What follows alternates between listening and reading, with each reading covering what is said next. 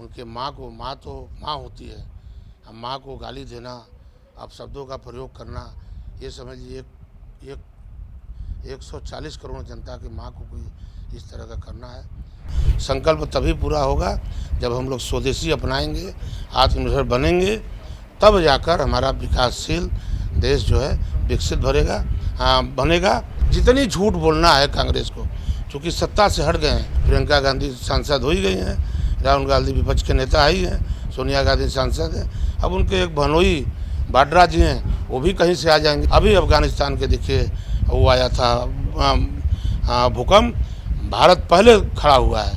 वो माँ का तो कोई कर्ज इस दुनिया के अंदर तीनों लोग में चुका ही नहीं सकता है। जो माँ कर्ज लाद देती है, मेरा वोट है वोट तो वोट दूंगा, अब मेरा 10 जगह वोट हो तो कटेगा, जो मर गया उसका कटेगा, जो भारत में रहने वाला जिसकी नागरिकता ने उसका वोटर में नाम डलवा कर अगर वोट जितना चाहते उसका भी कटेगा, निश्चित कटेगा, इसमें कोई दो राय नहीं।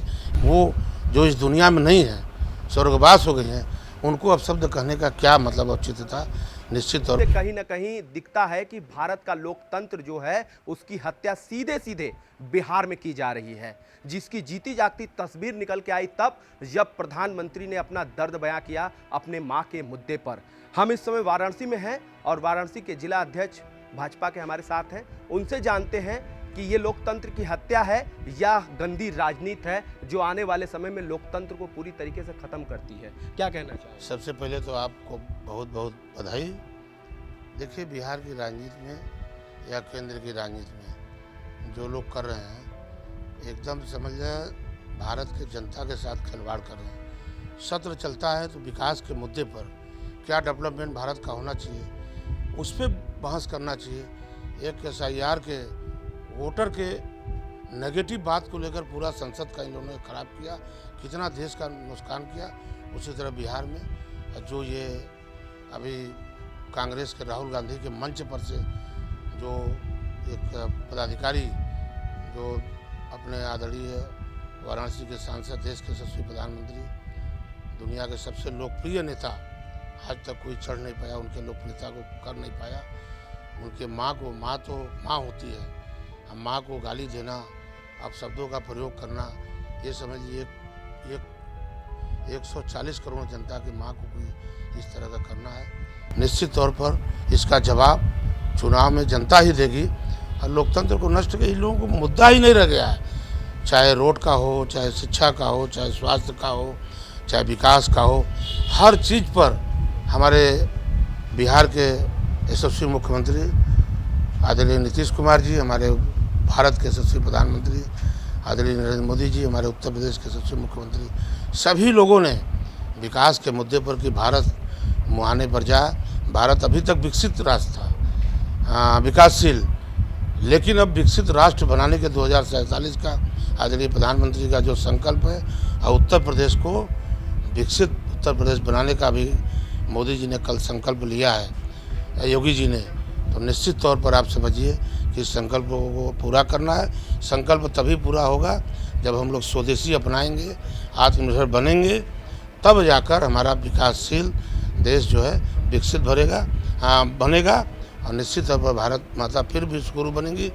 और ये जो नकारात्मक, अब आप देख रहे हैं कि 3 महीना से जो 6 महीना से जितनी झूठ बोलना है कांग्रेस को, चूँकि सत्ता से हट गए हैं, सत्ता की लोलुपता इन लोगों के पूरे परिवार को, राहुल गांधी हो ही गए हैं, प्रियंका गांधी सांसद हो ही गई हैं, राहुल गांधी विपक्ष के नेता ही हैं, सोनिया गांधी सांसद हैं, अब उनके एक बहनोई वाड्रा जी हैं, वो भी कहीं से आ जाएंगे, पूरा परिवार। उसी तरह उत्तर प्रदेश में ले लीजिए, 6, 7, 8 परिवार मुलायम सिंह के परिवार के, माननीय मुलायम सिंह तो नहीं है, लेकिन उनके परिवार के विधायक सांसद सब हैं। ये परिवार से देश थोड़ा चलेगा और एक वर्ग से नहीं चलेगा।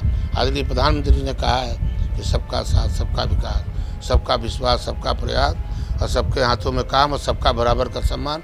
उस दृष्टिकोण से आप देख रहे हैं पूरा अभी अफगानिस्तान के देखिए वो आया था भूकंप, भारत पहले खड़ा हुआ है।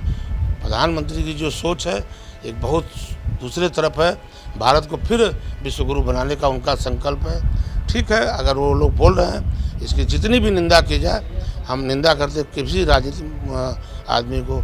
माँ का तो कोई कर्ज इस दुनिया के अंदर तीनों लोग में चुका ही नहीं सकता है। जो माँ कर्ज लाद देती है बेटों बेटियों पर, जिसके ऊपर कोई कर्ज नहीं चुका देता। विपक्ष का ये भी आरोप है कि एक समय था कि सोनिया गांधी को जर्सी गाय से नवाजा गया था बीजेपी की तरफ से, क्या ऐसा कभी था? ऐसा अपशब्द का प्रयोग भाजपा की तरफ से कभी नहीं होता था। निश्चित रूप से विदेशी का मुद्दा था। हमारे अभी समय नहीं है, हमारे वो सुषमा स्वराज जी ने विदेश का मुद्दा उठाया था, तो सही भी था। आज भी देखिए, पहले ही नागरिकता आ गई है। वोटर का जहाँ तक सवाल है, मेरा वोटर है वोट तो वोट दूंगा।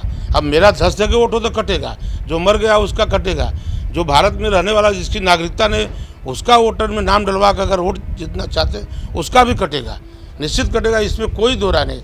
इसी का छपटियाहट है, क्योंकि बेईमानी से लोग जीते हैं। भाई अगर इस तरह की बात है तो अमेठी से कैसे जीत गए लोग, वहाँ से कैसे जीत गए, केरला में कैसे जीत गए, कर्नाटक में कैसे जीत गए, कैसे जीतते हैं लोग, तो वहाँ तो नहीं उठा रहे हैं।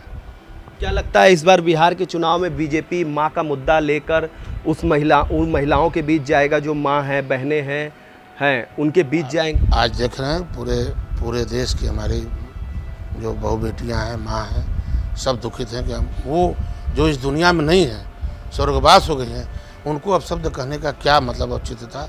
निश्चित तौर पर इसका जवाब लोकतंत्र में जनता देगी। तो क्या मानते हैं कि बिहार के चुनाव में जो वोट पड़ेगा वही सबसे बड़ा निश्चित तौर पर सफाया हो जाएगा?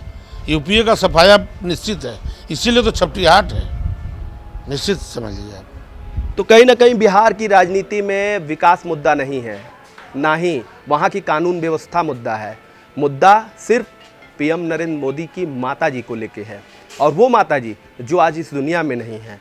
इससे ये साफ पता चलता है कि लोकतंत्र की बिहार में सीधे सीधे हत्या की जा रही है, और अगर जल्द ही वक्त रहते इन चीज़ों पर लगाम नहीं लगाया गया तो कहीं ना कहीं जो लोकतंत्र के लिए भारत जाना जाता है अन्य देशों में, वहाँ कहीं ना कहीं भारत की छवि गिरती नजर आएगी, क्योंकि यहाँ पर माँ बहनों पर उतर जाना लोकतंत्र की सीधे सीधे हत्या नजर आती है।